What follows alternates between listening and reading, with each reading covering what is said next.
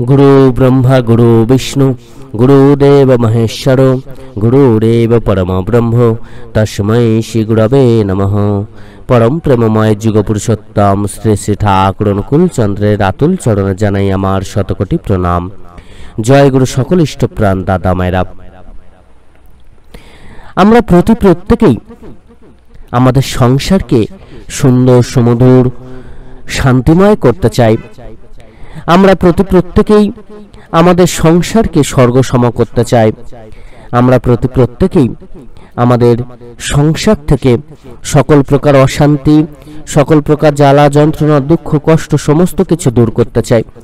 কিন্তু আমাদের চাইলেও এই সংসার যেন শান্তিময় হতে চায় না, এই সংসার স্বর্গসম হতে চায় না, এই সংসার যেন সব সময় অস্থির চঞ্চল, এই সংসারের প্রত্যেকটা মানুষ যেন জ্বালা যন্ত্রণায় সদা সর্বদা ভুগতে থাকছে।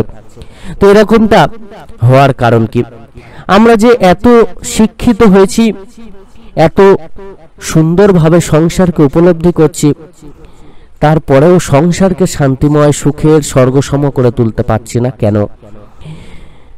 পরম দয়াল যুগপুরুষোত্তম শ্রী শ্রী ঠাকুর অনুকূলচন্দ্র সহজভাবে কিন্তু এই সংসারের যে স্বরূপ, সংসারের মধ্যে থেকে কোন বিশেষ কর্মগুলো করলে আমরা প্রকৃত রূপে ভালো থাকতে পারবো, শান্তিময় জীবন লাভ করতে পারবো, সুখে থাকতে পারবো, সেটা কিন্তু তিনি বুঝিয়ে দিয়েছেন।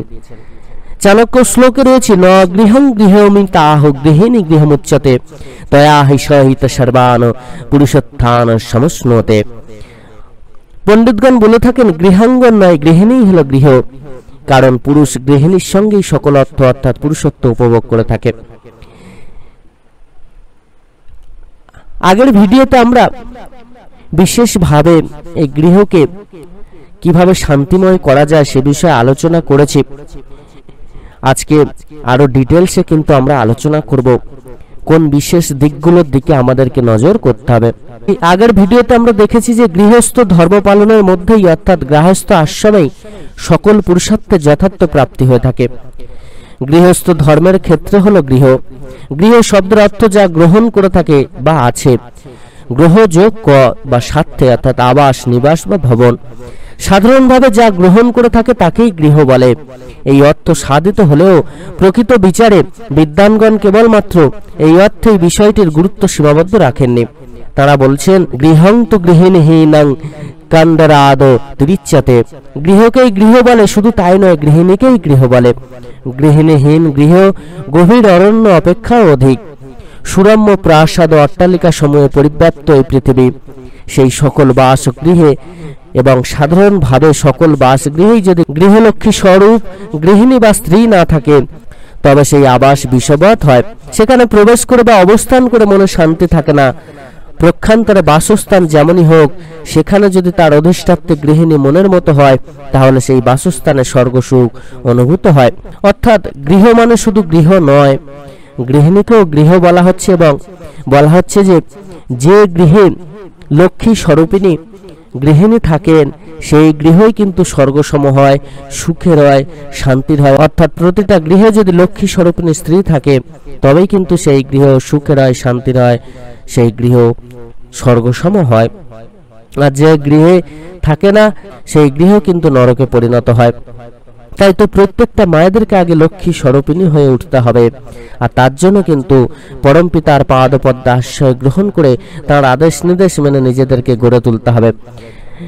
আমরা যদি আদর্শবান হতে চাই, আমরা যদি পুরোপুরি ভাবে মানুষের মতো মানুষ হতে চাই, ইষ্টপ্রাণ প্রভুর দয়া পেতে চাই, আমরা যদি ইষ্টপ্রাণ হয়ে উঠতে চাই, আমরা যদি প্রভুর দয়া পেতে চাই, তাহলে কিন্তু অতি অবশ্যই পরম দয়ালের বিধিবিধানগুলি সমস্তটা আমাদের যথাযথভাবে মেনে চলতেই হবে।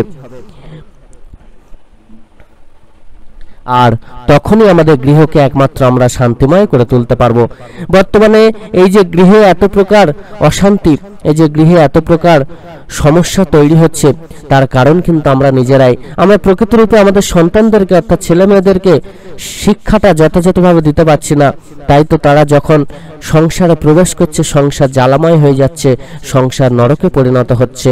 তাই তো পরম দয়াল বারবার করে আমাদেরকে সুসন্তান কিভাবে হবে, কিভাবে তাকে মানুষ করতে হবে, কোন নিয়ম মেনে তাকে বড় করতে হবে, এই সমস্ত কিছুই কিন্তু তিনি শিখিয়ে দিয়েছেন।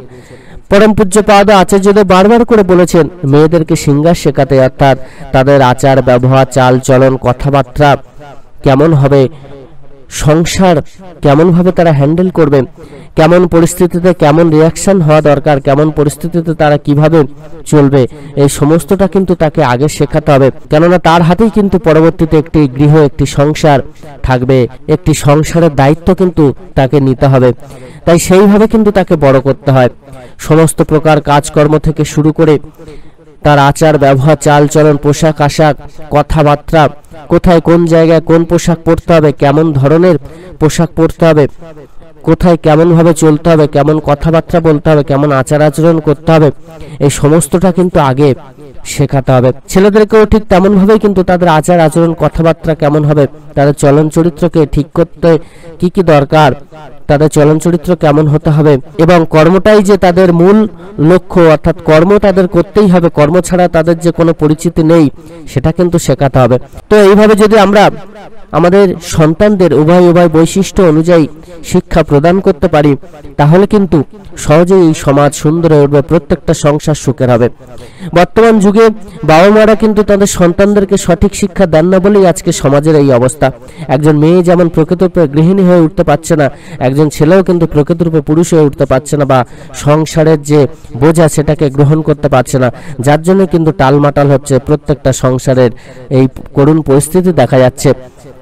প্রকৃতরূপে যদি তাদেরকে শিক্ষা দেওয়া যায়, বর্তমান যুগে একজন মেয়ে যখন বিয়ে হয়ে আসছে, তারপরে দেখুন সংসারের মধ্যে যখন সে প্রবেশ করছে, তখন সংসারটা তার কাছে জ্বালাময় লাগছে, অশান্তিপূর্ণ লাগছে। কেননা সে তো এইভাবে মানুষ হয়ে ওঠে, ছোটবেলা থেকে তাকে কোনো কাজকর্ম শেখানো হচ্ছে না, ছোটবেলা থেকে তাকে কিভাবে চলতে হবে, কেমন আচার ব্যবহার করতে হবে, সংসার কেমন জিনিস, সেটার যে একটা সাধারণ নলেজ সেটাও তাকে দেয়া হচ্ছে না, যার জন্য কিন্তু সে ভয় পাচ্ছে, যার জন্য কিন্তু তার এমন করুণ পরিস্থিতি তৈরি হচ্ছে। একটা জগৎ থেকে হঠাৎ করে আরেকটা জগতে চলে আসছে, যেখানে তার উপর দায়িত্ব থাকবে, কর্ম থাকবে, যেখানে তাকে সবাইকে নিয়ে চলতে হবে, সবাইকে ভালোবেসে সবাইয়ের আদর যত্ন সেবার মধ্য দিয়ে তাকে চলতে হবে। সেই শিক্ষাটা, সেই যে চিন্তা ভাবনা, সেই যে চলার যে ক্ষমতা, বা সেই যে প্রকৃত রূপে মূল যে, বা সেই যে প্রকৃত জ্ঞান, সেই জ্ঞানটা আমরা ছোটবেলা থেকে তাদের মধ্যে কিন্তু প্রবেশ করিয়ে দিচ্ছি না, যার জন্য কিন্তু আজকে এই দুর্দশা দেখা দিচ্ছে। পরম দয়াল যুগপুরুষোত্তম শ্রী শ্রী ঠাকুর অনুকূলচন্দ্র বললেন, প্রত্যেকটা গৃহে যদি এই গৃহিণী না থাকে, অথবা পতির অনুগামিনী যদি না হয়, তবে গৃহস্থ আশ্রমই বা সম্ভব হবে কি করে, অর্থাৎ গৃহস্থ ধর্মের পালনই বা কিভাবে সম্ভব, সেই গৃহ কিভাবে শান্তিময় হবে, কিভাবে সেই গৃহ সুখের হবে, কিভাবে সেই গৃহ থেকে সুসন্তানের আমদানি হবে, কিভাবে সেই গৃহ স্বর্গসম হবে। বর্তমান বিশ্বের প্রায় সর্বত্র বিবাহ বিচ্ছেদকে আইন সিদ্ধ বলে স্বীকার করা হয়েছে। পরম দয়াল শ্রী শ্রী ঠাকুর অত্যন্ত বেদনাত্ম হৃদয় আক্ষেপের সুরে বললেন, বিবাহ বিচ্ছেদ এই যে একটা জিনিস, এটা কিন্তু অনেকটা ভাবনা চিন্তা করে দেয়া উচিত। এটা যত সহজভাবে দেয়া হচ্ছে, ততই কিন্তু বেশি বেশি করে বিবাহ বিচ্ছেদ বেড়ে চলেছে।